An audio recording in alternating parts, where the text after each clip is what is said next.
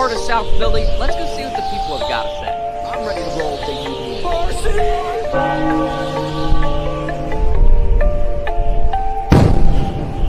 Now listen here, Dutch. Mets and the Cowboys, they suck.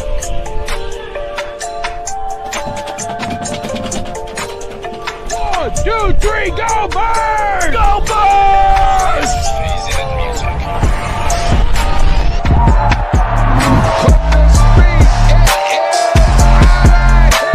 What we got? 302BIRDS, Stinks. Go Birds!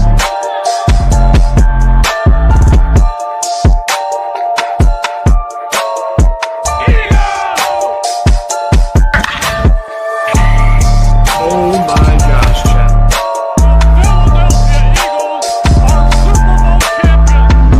Your favorite Chicagoan. Go Phils. As always, God bless. Go Birds.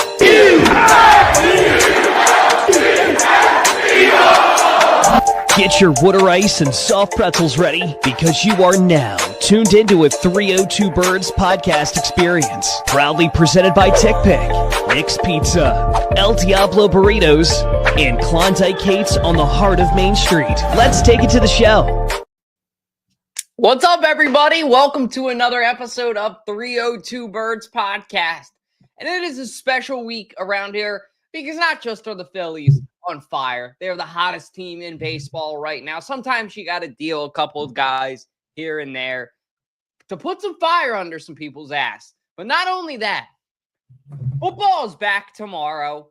We're hyped for it. As you guys can see, Zeppelin is in the freaking Eagles cave that he's got down there. It looks great. I love the 302 flag draped down from the ceiling. How you doing, Zep? Feel good. Yep. 302BIRDS right there. Do a little Jason Kelsey, I know it's all reverse. 3 TV setup. Yeah, pretty baller. I think this is where me and Jordan are going to be spending most Sundays in the fall. Pretty excited. I got Sally's right behind me. Got some Super Bowl towels. The Philly Bud Light. There'll be an Instagram post about it. It's gonna be pretty sick. Well, I will be watching at least one game there, and maybe I can teach you guys how to set up on StreamYard a way that we can get some game day streams. So we can get some clips of you and Jack reacting to some touchdowns down there because there's a solid place we can set up like a GoPro to look at us. But yeah, it'll be fun. I would love that. Yeah, that's a nice little zen you got there. Now, the hard part. The team can't mess it up. But I think that they got a pretty good shot this year. We got a lot on tap tonight. We got Ballpark Tommy's segment, even though he's not here, talking about this Orioles series win. They did a great job, except for today. They didn't do a good job. But besides that, they really beat the heck out of this team. We'll talk about Jhoan Duran's debut. We'll talk about the Rangers series preview. We'll talk about some rookies to watch throughout this season. Talk about the Jakorian Bennett trade and how great that was for the Eagles. I think very similar to Isaiah Rodgers. Talk about that. Talk about some guys that can earn a starting spot. Preview the preseason game. And, of course, we got our call-ins right now. Bringing back somebody who I think you guys are going to want to see. I'll let Jack introduce him in a second. But let's kick it to the call-ins. Thank you to El Diablo. What do I want when I'm in the state of Delaware? Of course, El Diablo Burritos. Customer service always is serving your food with a smile on their face, asking how your day is, but their food is phenomenal as well. Their burritos are out of this world, one of the best burritos in town. Their queso is phenomenal. Their burrito bowls are amazing as well. When you're in and around Delaware, stop by your local El Diablo Burritos and tell them that 302BIRDS sent you. God bless. Go Birds. Thank you to El Diablo Burritos for that sponsorship. If you're in and around Delaware, stop by and get the best burrito bowl in town. Today we have Rios from North Philly. How you doing tonight, Rios? What's going on, Hard Chargers? I'm doing very well. How y'all doing today? I'm great. Football's back, baby. I cannot wait. Yep, that's when the switch it just turns on. It's like I don't know, y'all look very young, so I don't know if y'all remember Over the Top by Sylvester Stallone. You know what I'm saying? The arm wrestling movie match. But if y'all ain't see it, it's just like when he turned his head to the backside, that's when he feels like a freaking truck. and then starts, you know what I mean, busting people ass. But you know what I mean, if y'all ain't see it, y'all got to see that. That's an A1 reference. That's an A1 reference. Over the top. Yeah, no, that's just a good movie reference. What are you most excited for with this team this year, Rios? What are some of your expectations with this team? Because it's pretty hard to exceed a Super Bowl. So what can they do to continue this success?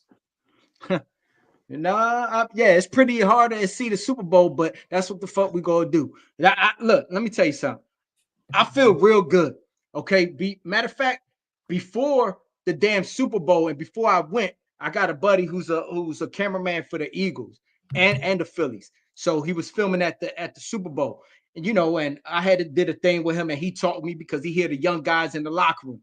And even before that, I was saying, like, yo, these motherfuckers gonna bust their ass bad. And y'all seen the Super Bowl, y'all seen what happened. These guys are hungry.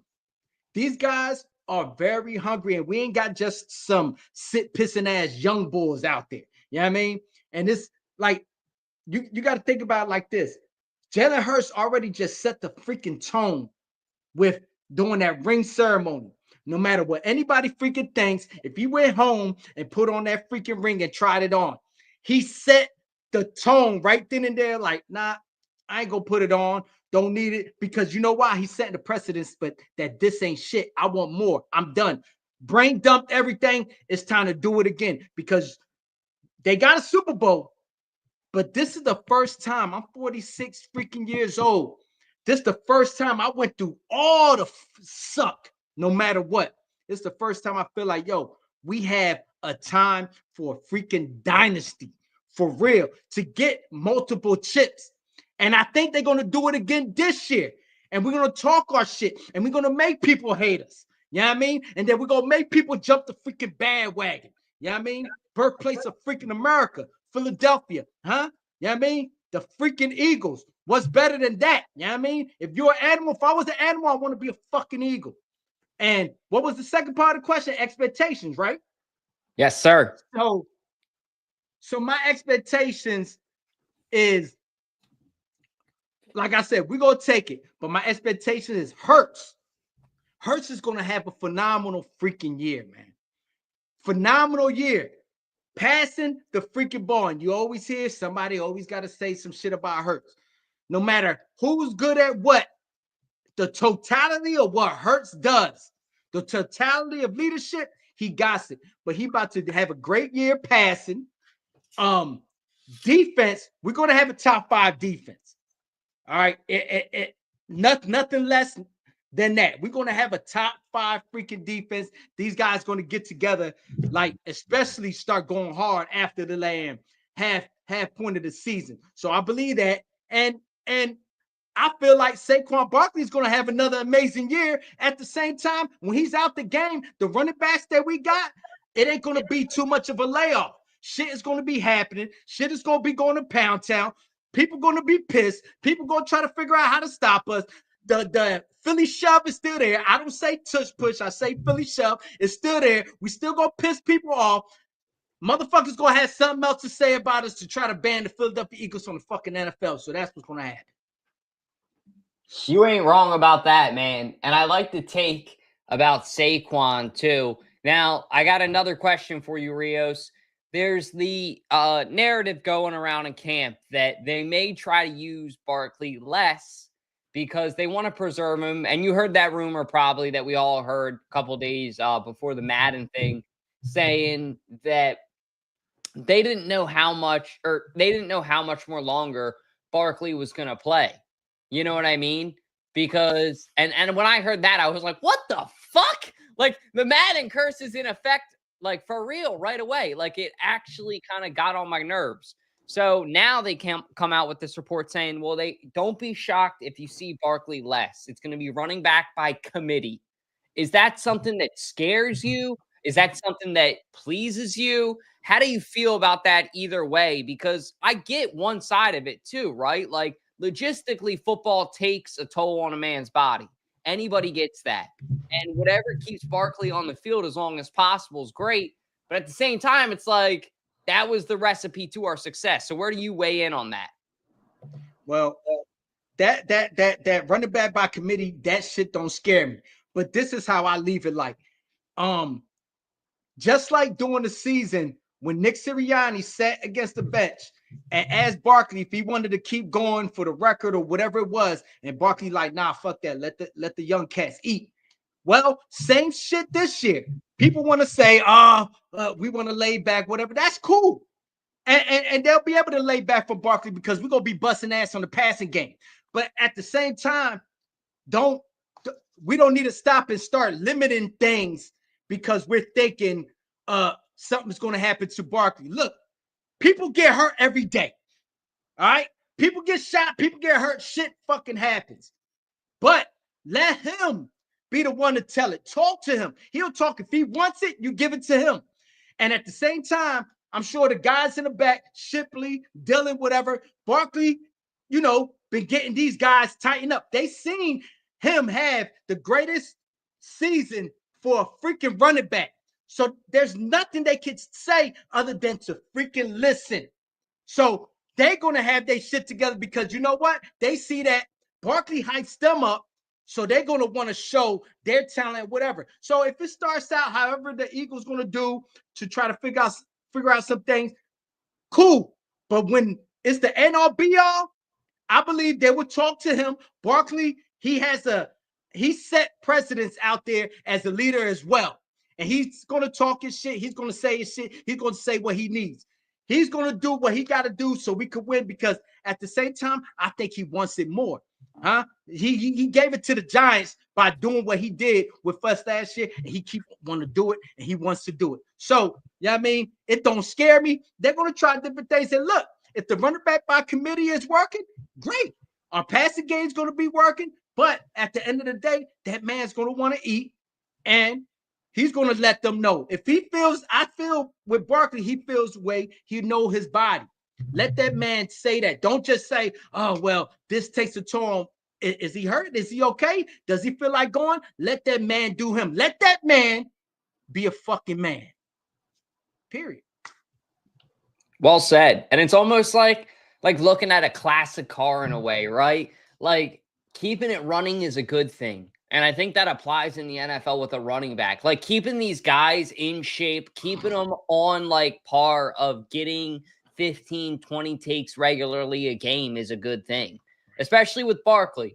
And you're right. Let him make the call. One more thing on that too is what really don't get talked about. What happened this year, like us winning the Super Bowl, getting Saquon Barkley, winning the Super Bowl, the Eagles paying him, and then paying him good amounts of money to be on our team, and then at the end of the year we win the Super Bowl and we give him that bonus of pay, whatever. Barkley is doing a lot at the same time for the whole cycle of running backs throughout the league, because at one point, it's just leveling back, and it people looking at running backs ain't even important and not paying these running backs, whatever. So he has a due diligence of duty that he's doing as well, because what he's doing and what he did, now that sets, okay, they did it with a running back, and a running back matters. So now for these other running backs, for these young guys to go ahead and get their pay, but that shows these young cats that, hey, you can't be out here fucking bullshitting. You got to go out there. So same thing. That's why I say all I care about is my Eagles. But you see, like Dillon, Shipley, and all them other cats, they know, like, look, he already set precedence with this.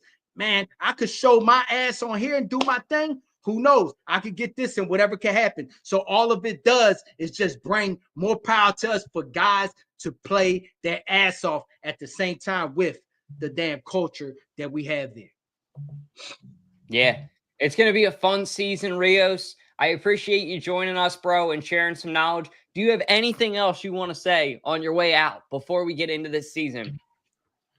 I'll say, if anything, I'll say one thing. We won the Super Bowl, and now we're back here, and preseason game starts tomorrow. Let me tell y'all something, man.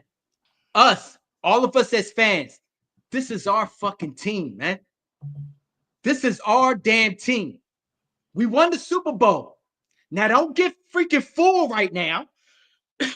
At the same time, when we at the game, when we watching it on TV, we at the game, when we on YouTube, on anything live, TikTok, Instagram, whatever the fuck, we need to keep these guys that stay on their ass and have them on their toes, making sure these guys are staying hungry.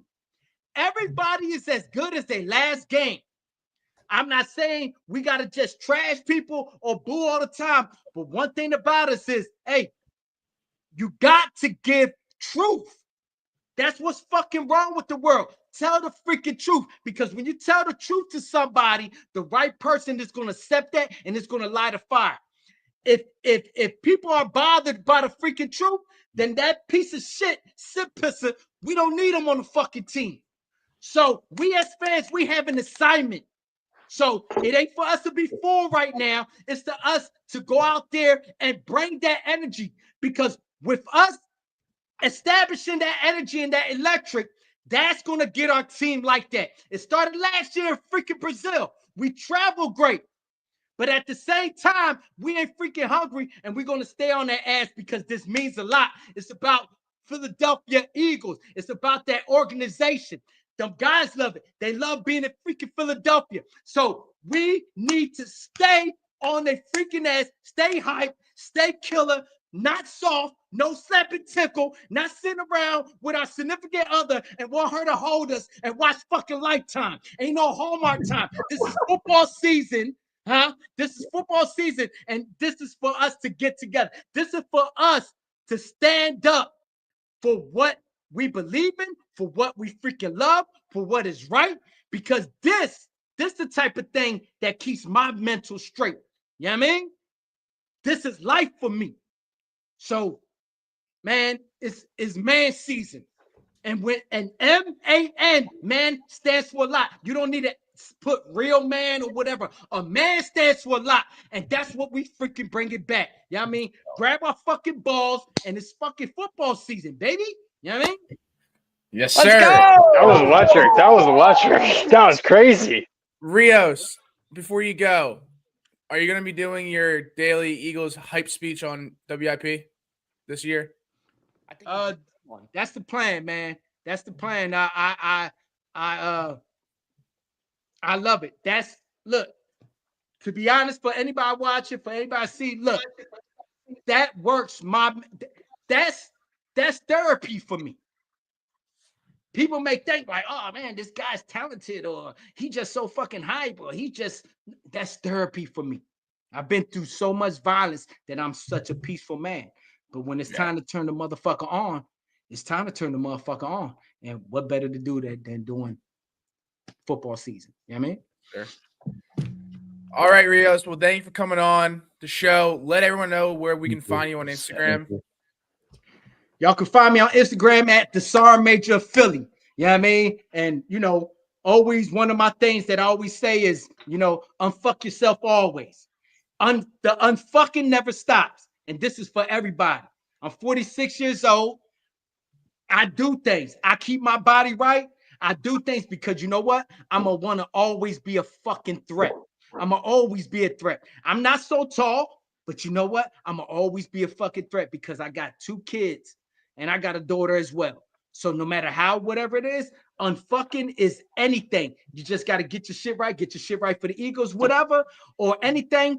But I'm going to always be a threat. And that's just me. That's why I bring this energy. That's why I bring this. I already seen the Grim Reaper. So, you know what I mean? You can't fucking threaten me with death. So, you know what I mean? I'm just living a good life. You know what I mean? Love to hear it. Well, appreciate you coming on the show, Rios, and we'll get you back on later this season. Have a good one. All right, gentlemen. Love y'all. Peace. Love you too, bro. Take care.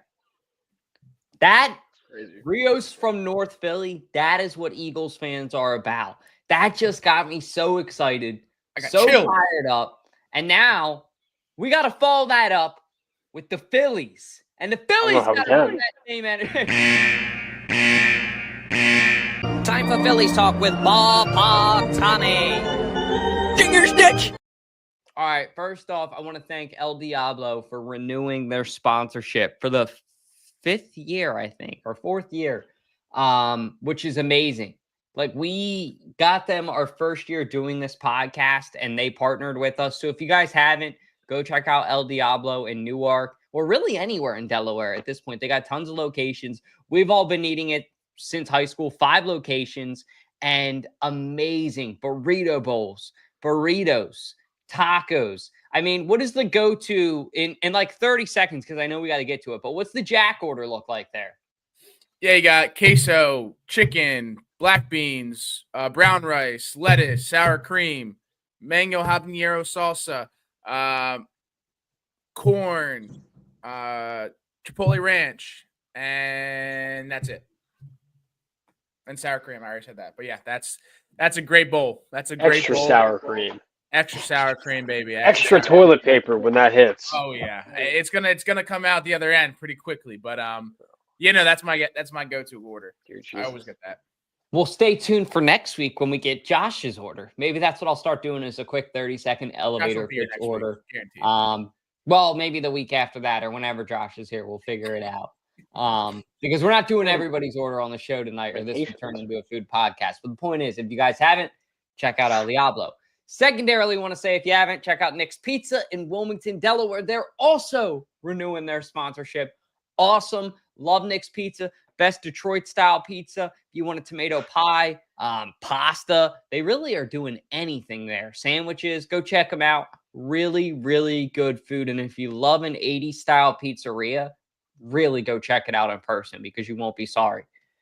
One thing that I will say, some fans would not have been sorry if they had done, is went and watched this Phillies team play baseball this past series. Now, I know today wasn't the game we wanted, but the 2 games before it, this Phillies team was lighting up the Orioles. And I think this, guys, and you guys let me know how you feel. These trades needed to happen. You needed to bring in a guy like Harrison Bader to make this all work. You needed to bring in a guy like Jhoan Duran to show all these other guys how it's done to make this all work. And I think that that's actually a really good point. And it's not a knock on anyone else.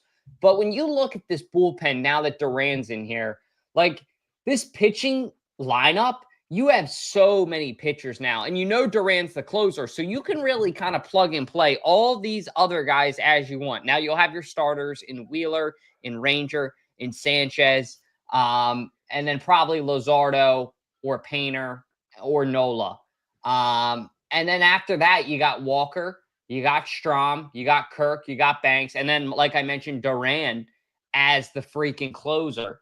So Wheeler, Sanchez, Ranger, Suarez, Aaron Nola, Jesus Luzardo, Andrew Painter could be coming up, Taijuan Walker, who pitched a shutout yesterday, I believe, Jhoan Duran, Matt Strom, Orion Kerkering, and Tanner Banks. That's a very good pitching lineup. And I think the reason the Phillies did this is, okay, put some fire under everybody else's ass in the bullpen to actually start putting some gas on. But not only that, look at it with the Harrison Bader signing.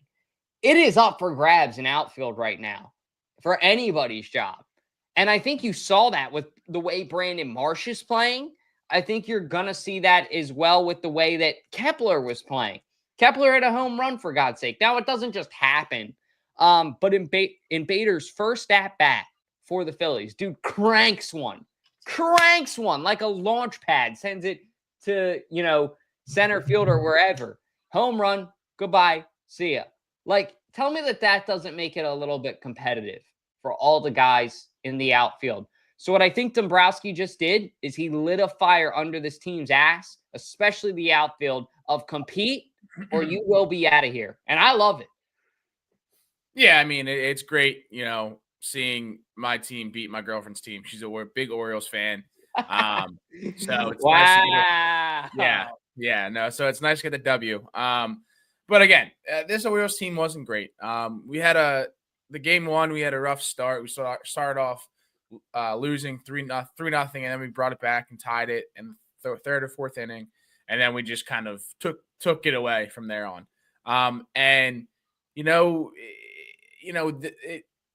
This is a good sign because our bats are starting to get more active. Our bullpen has been phenomenal. I mean, I'm sure we talked about it, but freaking JT Realmuto against the Yankees series last week, just pulling a Saquon Barkley, pretty much jumping over the guy sliding into home and tagging him out. That was incredible. But yeah, I was at first a little questionable of the small amount of moves we made during the trade deadline. But I mean, we needed a closing pitcher. We needed an extra glove in the outfield and an extra bat because Harrison Bader, I mean, is phenomenal. And this just goes to show that the Minnesota Twins are just cooked because I'm pretty sure their whole team was disassembled. This is like over the period of like 48 hours. Yeah, so this team's playing great ball, and we got to keep it up. I'm not saying we have to win every series, or we have to sweep the series. If we win the series, that's all that matters. And not to mention, I mean, I think, Dalton, you were there, and KJ, but when you see Duran's fucking walkout song when he comes on the mound, that has to be electric. Like, that just gives me goosebumps just seeing it in people's videos. Like, holy shit, like this is insane. I wish I was there. It brings an aspect of baseball that, we haven't had a closing pitcher that have something like this in forever. So that was cool to see. And he's throwing gas, straight gas. And it's something that we needed. So that's my goal. The one thing I wanted to say too before we kick it to Josh is you're right. Like, that was a very memorable experience. But Bader's intro too, with that Drake song Nokia. Like, when he comes out, dude, the bank goes nuts because, like, I don't know. Like, I really like that signing. I mean, Josh, he has good hair, so I know that you're probably flow. Got nice flow. He's carrying on the Alec Boehm flow that we need. Actually, like, all the Phillies have good hair. Trey Turner, hair. Stott, low-key, like, great head hair, of lettuce. Yeah, rocks it. I like the trades. What I will say is, I think the big thing is the Mets keep losing, which is nice. And yesterday, it was like the bottom four hitters are the ones who score all of our points. It was like Kepler finally hit, Marsh hit. So that was a great sign. It's good when the bottom of the lineup starts hitting. And just the last thing on the Phils is Kyle Schwarber is daddy. I mean, it's as easy as that. He's daddy. He just hits dingers. That's all he does. He should be in the MVP. Not that I care about that. I just want a World Series ring. But he is daddy, and everybody should be on watch. Yeah. I mean, he definitely should be in that MVP conversation. So let me ask you a question, Josh. WIP, a real hot topic right now that they're talking about, and shout out to Spike Eskin. He said that he believes, in his opinion, if you are a designated hitter, you shouldn't qualify for MVP because you're not playing also like Bryce Harper, for example. He plays first base and he also hits nukes. So that's a real MVP would be his argument. Do you agree with that? Do you disagree with that? How's your opinion on that? I would ask them what MVP stands for. Most valuable player, baby.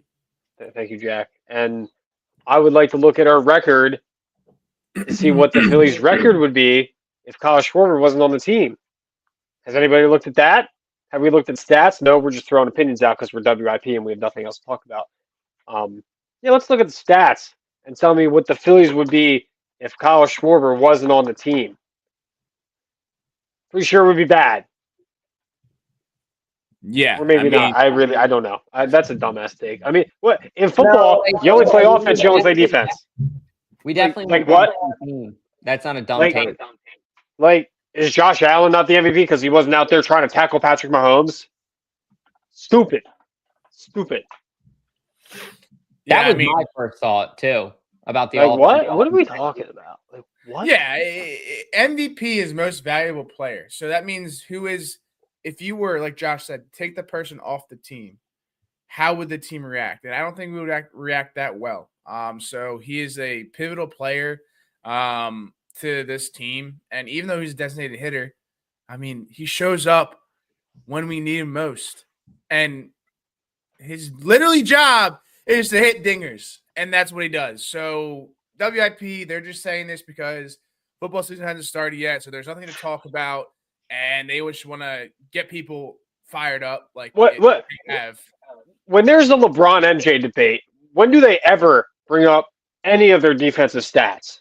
Have you ever heard about how many steals or blocks MJ has versus LeBron? Stupid. Yeah, no, they don't.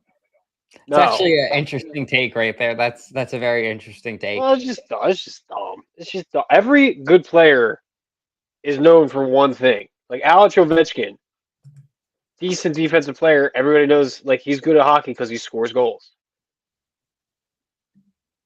Yeah. So I want to rest talk my case. about Jhoan Duran. Duran the man. I think Fratty called him Jhoan Duran at one point because Duran and Duran sound somewhat alike. I started cracking up at that. But this guy is insane. So Jack already alluded to, we were lucky enough on Friday night to go to the game, being me, KJ, and Fratty. And when you saw Jhoan Duran's entrance live, it is insane. It feels like a nightclub, but a nightclub somewhere in South America in a good way. Like you feel like you're on vacation. Philadelphia doesn't become Philadelphia anymore. When those lights go out, the whole city backs that closing pitcher. And I knew when he came out for the first time Friday night that it was going to be crazy. We actually bought the tickets the day before the trade happened. So we didn't know that Duran would be playing that night. And then when we heard he was making his debut, we went, oh, shit. So we only paid like $40 for those tickets. It wasn't a lot. Maybe 45-ish, I think. Maybe 50 at most, but they were not much. I'm sure as soon as Duran's closing got announced, they probably went up. Point is, I knew that he would come out like really on fire. I didn't know that he was going to end the game in 4 pitches. He was going to end the whole inning in 4 pitches. That's nuts. That's absurd. I've never seen anything like that in the couple of years that I've been watching baseball. Like, I was shocked. I couldn't even finish editing the post about his debut before the game was over, and I had to get my phone out to make another post about the game being over and the Phillies winning. So it's like, holy shit. What can he do to top this, right? What can he do to top this?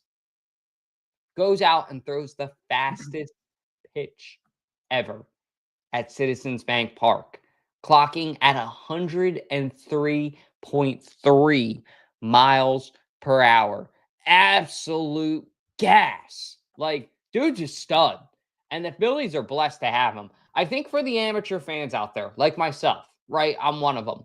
From what I've heard from my true baseball fans, this is one of the best signings that the Phillies have made in years. And if you don't understand the role of a closing pitcher, get ready because you're about to know the true role of a closing pitcher and how versatile it can make this team.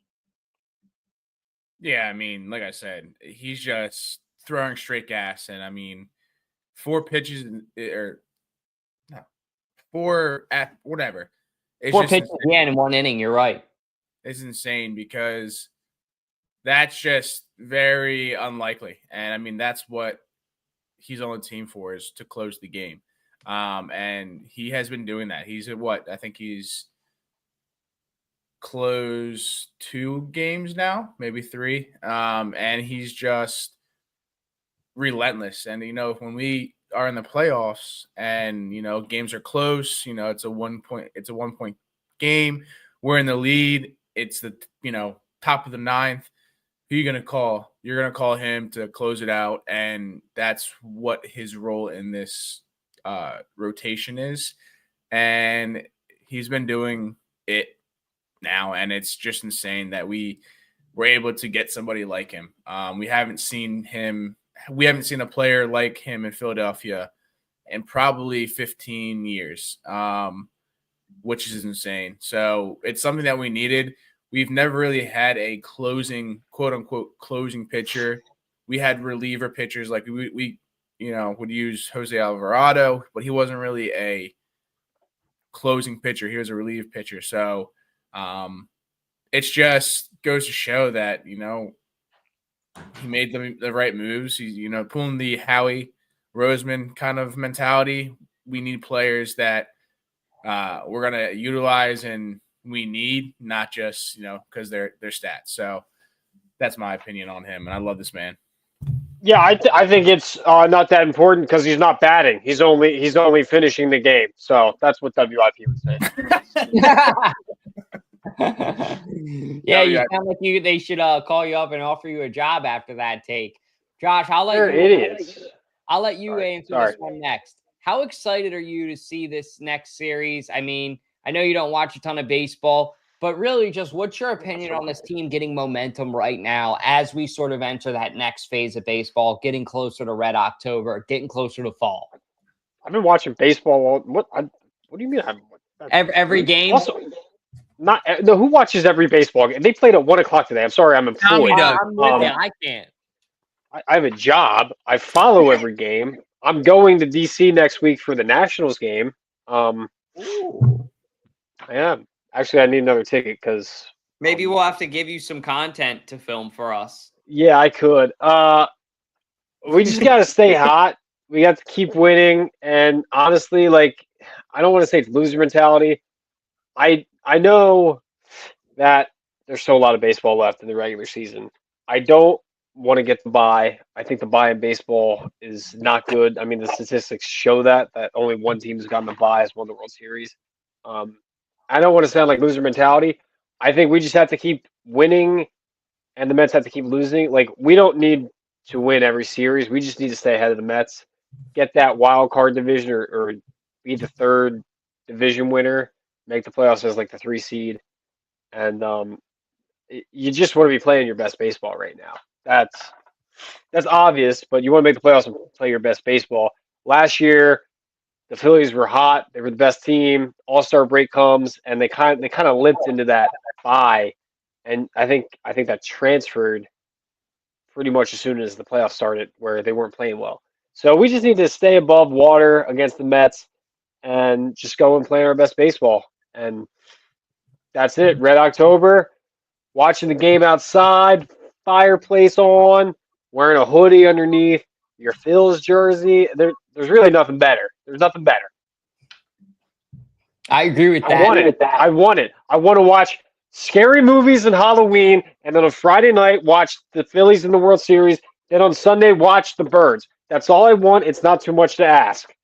Josh, you hate scary movies. That's stupid.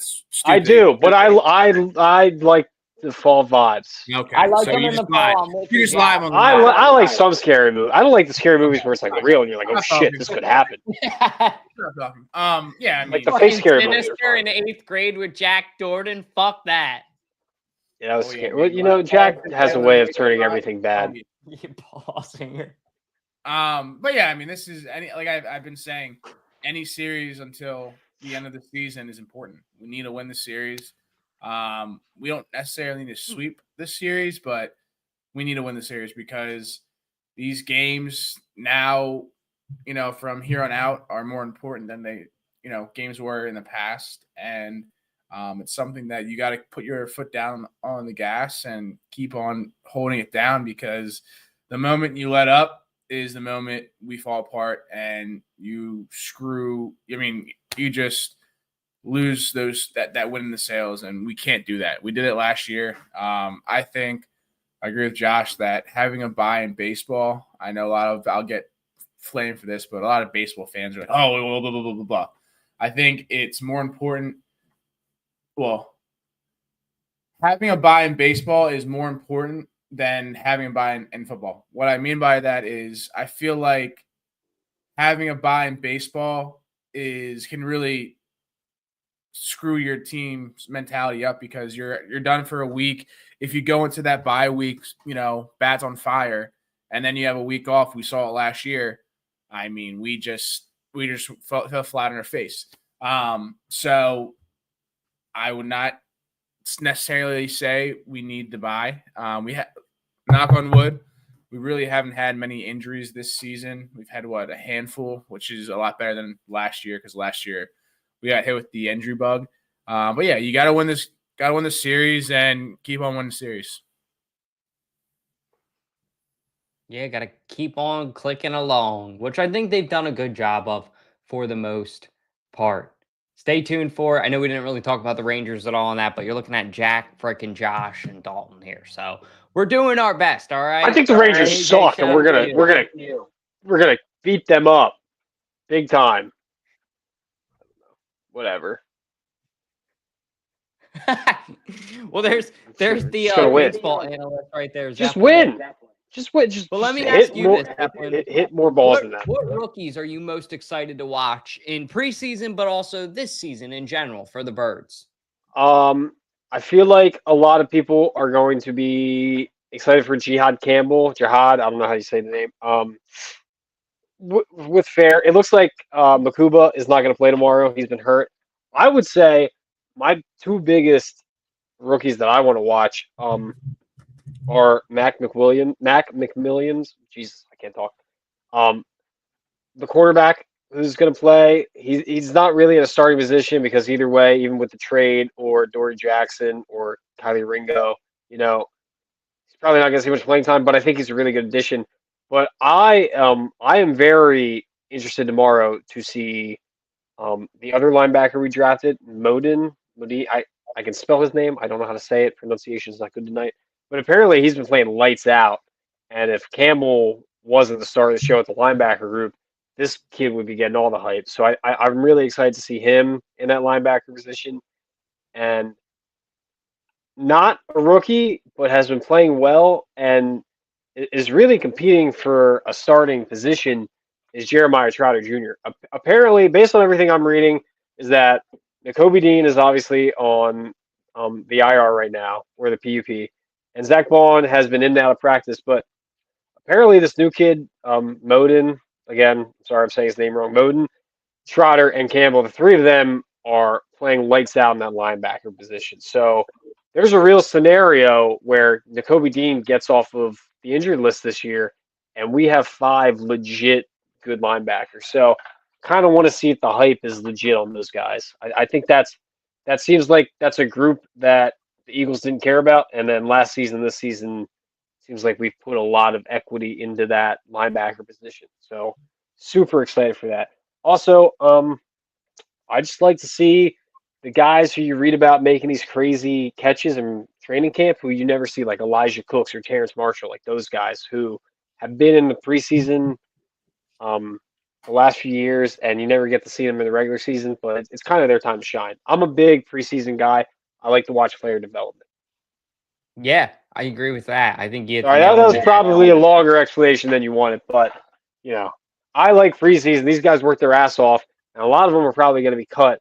And I think it's the fans' job to kind of give these guys views and hype them up while you have the chance, because they're probably not going to be on the team in the next few weeks. No, I think you said that beautifully as well. Like, preseason is more important than people give it. I know that some people don't care about the draft and think it doesn't matter. I think it matters. But preseason really matters because it's these guys' first chance at NFL action, right? So that's when they're really getting out there, getting a taste of what it's going to be like. And I like what you said, too, about the linebacker take, Josh. They do really have a chance to have 5 very good linebackers. It's almost like once in every blue moon, the Phillies have good pitchers. The Eagles also have a very good linebacking core, too. Who I'm most excited to see is probably Makuba, because Makuba's coming off this injury. I don't think he's going to play tomorrow. Huh? I don't think he's going to play tomorrow. I don't know either. I am interested to see when he does play, though, whether it be tomorrow or the following preseason game, because I know he's been practicing. He's been saying he's feeling a lot better. So hopefully that translates well, because I want to see more of a battle between him and Sidney Brown. It sounds like that decision is pretty close to made. It's not made yet, but it sounds like at this point, Sidney Brown is playing pretty good. The latest word that Vic Fangio said is that he has some seasoning to do, aka the kid's got some fucking work to do. He's a little bit rough around the edges, but he'll get it. He'll get it together. Moving on, though, from that, I think that they also mentioned that right guard, should be a very interesting battle. But it sounds like with Jalen Carter giving you the stamp of approval, you may have won that. Jalen Carter basically said he thinks that Tyler Steen has done a great job developing. He thinks he gives him some challenges in practice. He thinks that there's a lot of things, and especially his power, that he's good at. So I think it's awesome getting a compliment from Jalen Carter when you're like that guy, kind of like Tyler Steen right now. You're trying to win the job, and then you have one of the best defensive tackles in the NFL go ahead and come out and give you a stamp of approval. Nothing's better than that. So very excited to see this preseason play out and see some of these rookies. Jack, anybody that you're excited to watch? I didn't hear any of you guys mention it, but Ty Robinson, the guy that we drafted, the edge rusher or Vanilla Gorilla. Ty, yeah, I mean that dude is massive. I've heard good things about him, and I've heard good reports on him in preseason, or I'm sorry, in training camp.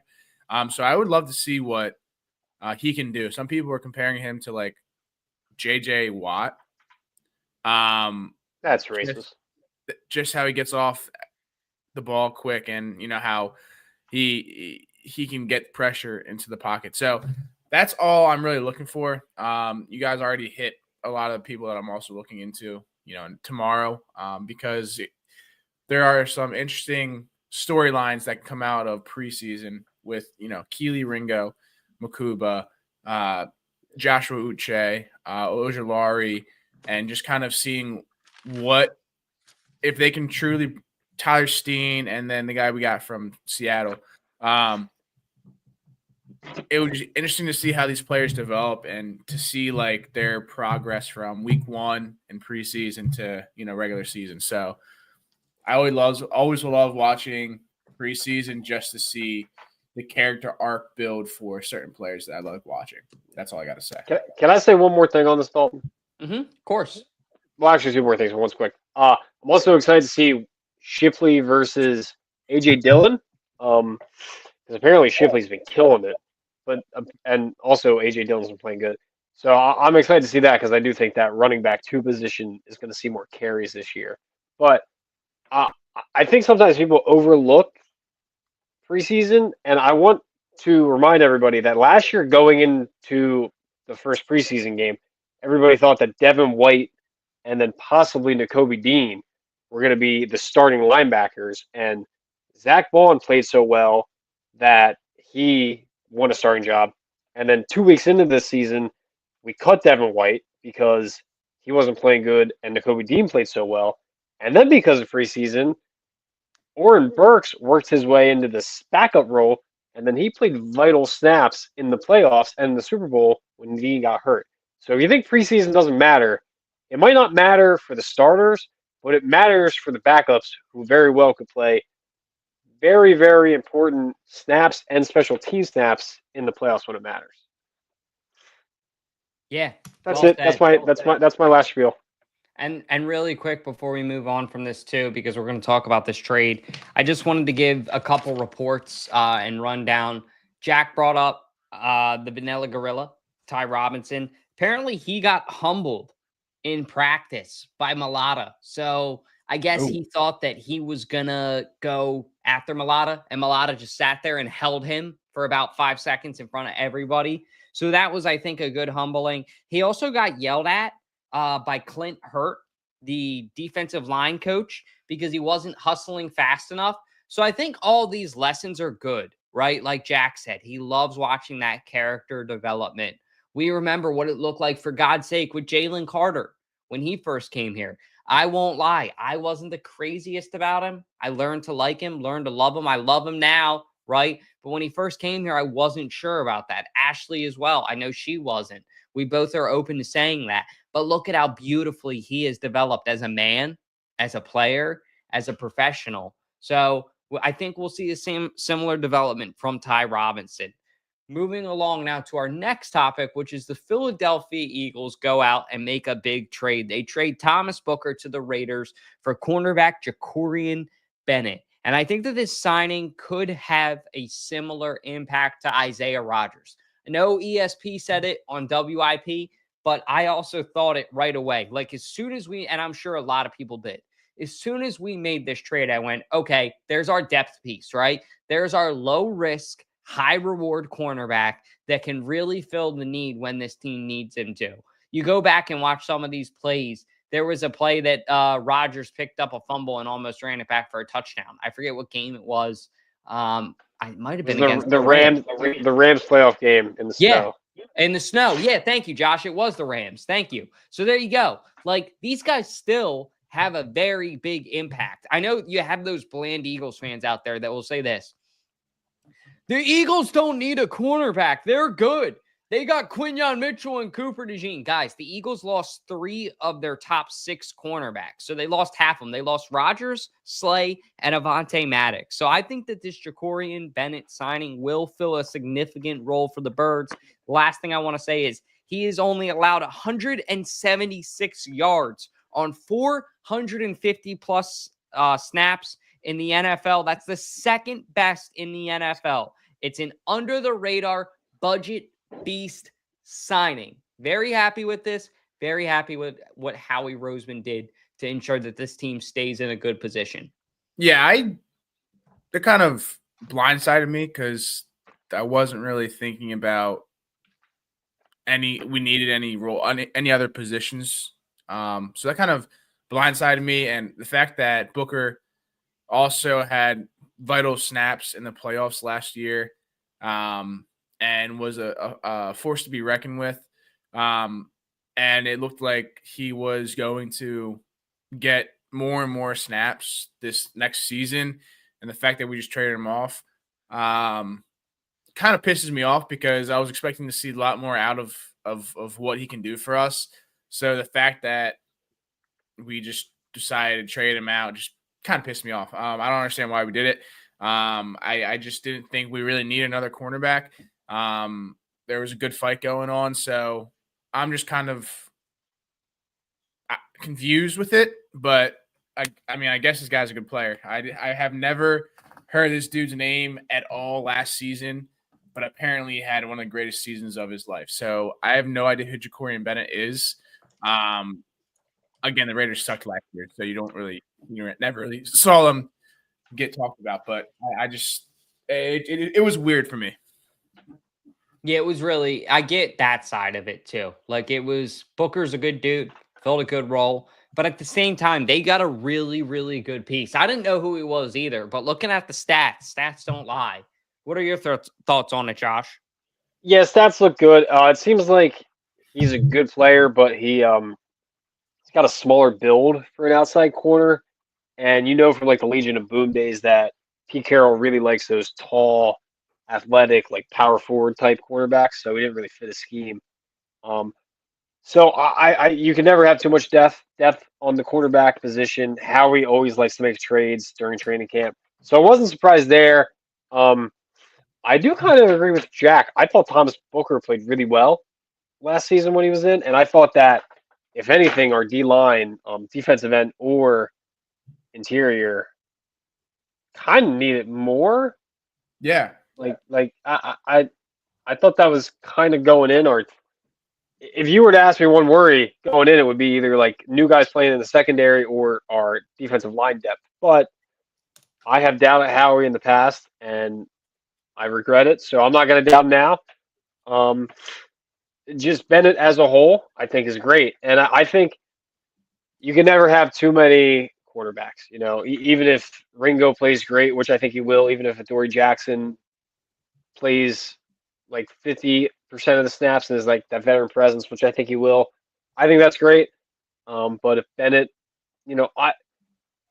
all Bennett has to do is make one good play, make one interception in a key moment of the game, or make one pass breakup on 3rd and long, and the trade pays off, because Thomas Booker was a good player, but I don't think he wasn't a game changer. So, I kind of see both ends. But like I said, I trust Howie. I trust Howie. He was a game changer. Jack's just upset because he was going to buy his jersey.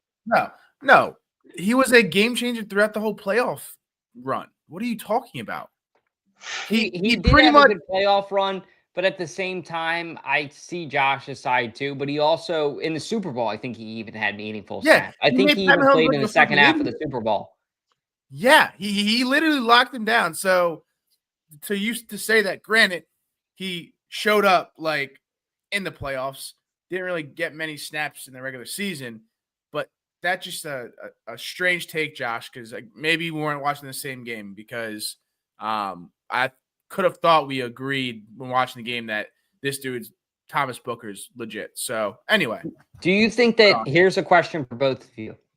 Do you think that they're making this trade, making space for another trade, I should say, really? Like trying to bring in a more blockbuster edge rusher, per se?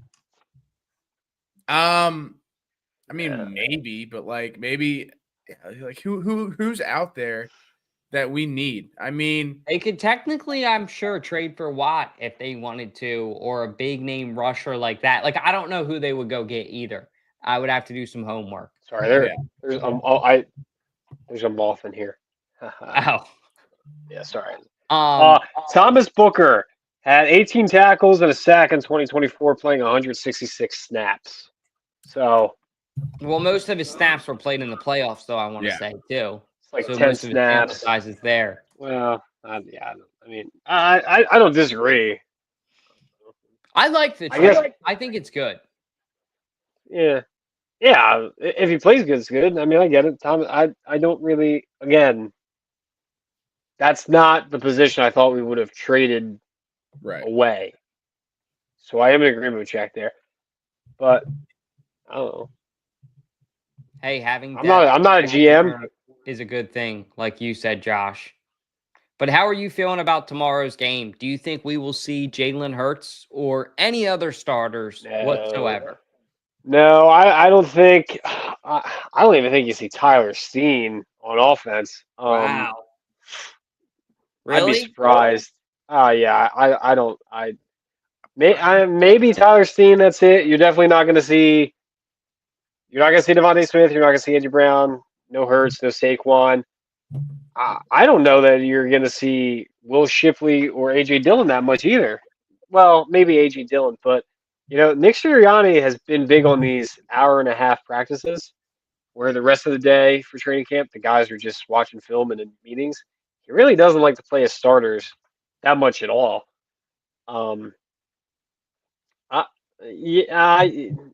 I'd be surprised if you saw anybody who's going to play meaningful snaps this season get in the game tomorrow, which is fine. I mean, how many positions are actually up for grabs on the first stringers? Tyler Steen is going to be the right guard. That's not up for grabs anymore. I don't know about that. I think that's pretty much cemented. I don't know about that.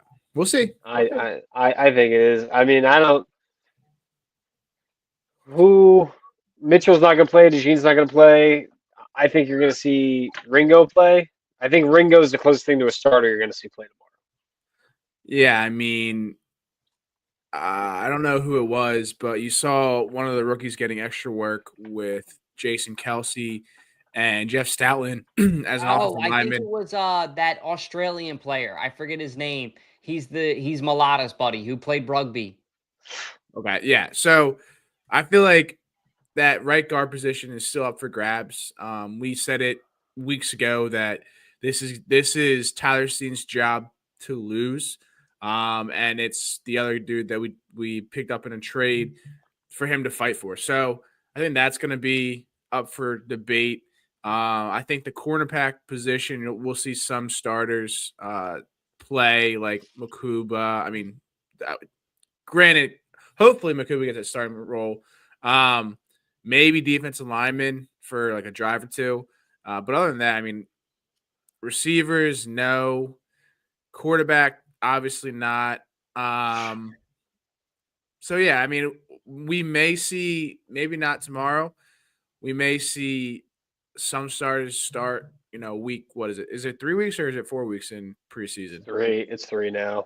Yeah. So, yeah, I personally think we will only see starters in the right guard role. And maybe, that's it.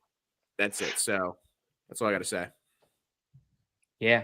I think it's going to be a fun game to watch. Let us know your guys' score predictions in the comments. Now, we don't have a trivia this week, but I do want to thank TickPick for sponsoring that segment. As always, if any of you guys are looking to get tickets to tomorrow night's game or to practice or to any other preseason game, check out TickPick, the best place to buy your tickets with no fees. But guys, we're getting into our last segment of the night, which is something I'm excited for. I don't have an intro for it yet. One sec, Josh, and then we'll move on to it.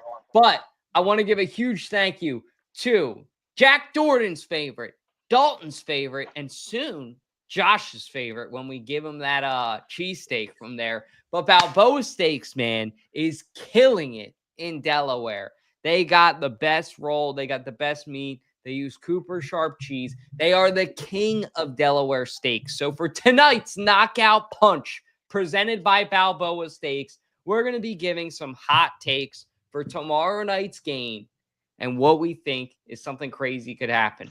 I'm going to go ahead and make one.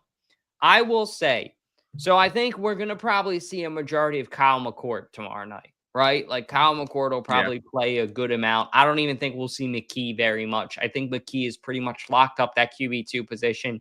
McCord will probably play at QB3. I will make the hot take or the knockout punch by Balboa Steaks that Kyle McCord will throw for over 2 touchdowns and over 100 yards tomorrow night at this home preseason game in his debut. I think that's pretty good stats. 2 tutties and over 100 yards in a preseason game. I'd say that's successful. Jack, do you have a knockout take for me? I think we will see Makuba a lot tomorrow. I think he will have a pick and a pass breakup. And yeah, that's my hot take. I hope, I don't have anything else. Yeah. Okay, that's perfect. And Zet, do you have a hot take for me about tomorrow night? I have a hot take, and I probably should have brought this up on the last segment. This is what I was saying when you were introducing. I'm sorry. You're good. That we forgot to say this, is that the touchback rule has changed this year. So a touchback is now 35. They get the ball on the 35-yard line. Mm-hmm. So I think tomorrow, if we kick off at all, like we have to score, obviously, you're going to see a lot of Jake Elliott, like line drives, like try to like get it basically in the 10-yard line or back, because apparently he's been practicing that a lot. So I think you're going to see like a lot of directional kicks, and you might see some bad kickoffs tomorrow because it's a new strategy that I think a lot of NFL teams are going to try this year. Yeah. You're going to see higher kickoffs with less hang time.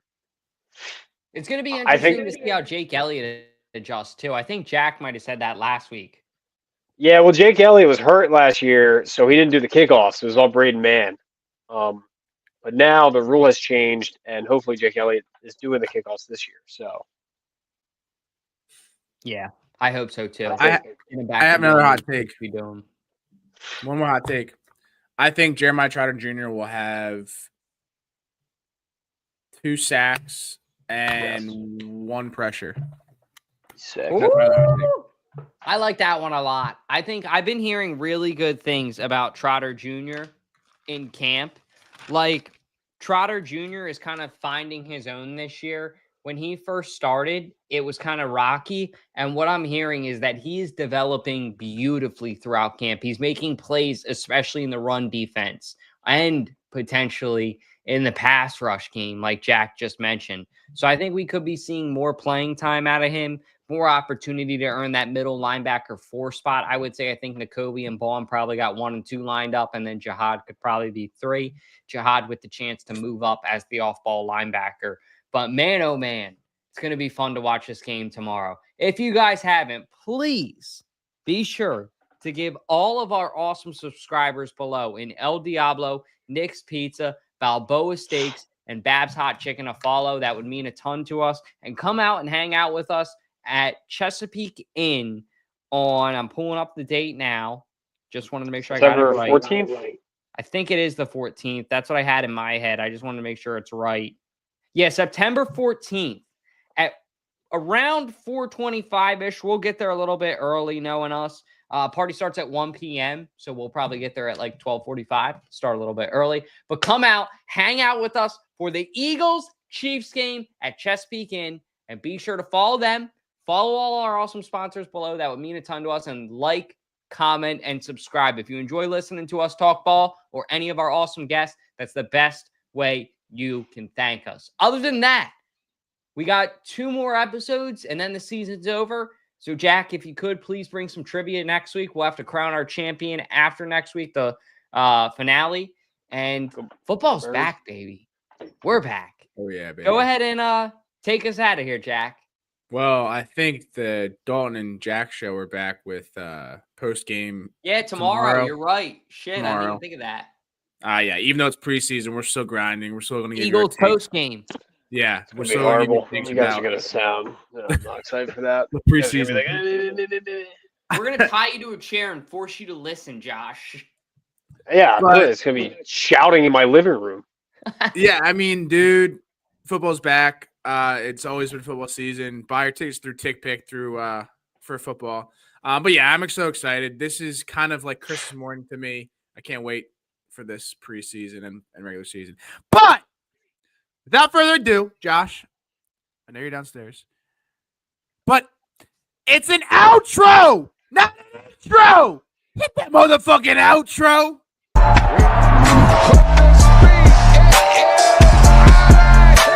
What we got? 302BIRDS, Stakes.